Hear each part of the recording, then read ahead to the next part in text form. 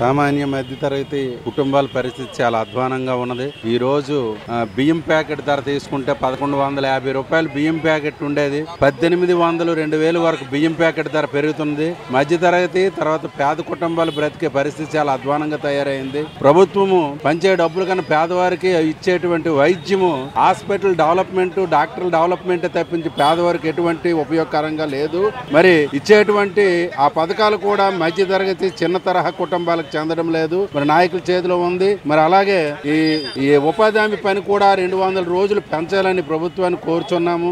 వలసలు పోకుండా జనాలని గ్రామాల్లో ఉంచుతూ 200 రోజులు ఉపాధి హామీ పని ఇస్తూ మరి చిన్న ఉద్యోగాలు ఎవరైతే చేస్తున్నారో వాళ్ళకు కూడా వేతనం పెంచే పరిస్థితి ప్రభుత్వం కల్పించాలని, మరి పెద్ద తరహా వాళ్ళు కాకుండా చిన్న తరహా మరి పనిచేసే హాస్పిటల్లో కానీ ఇలాగా చిన్న కార్మికులందరికీ కూడా వేతనాలు పెంచాలని మేము కోరుతూ ప్రభుత్వానికి విన్నవించుకుంటున్నాము.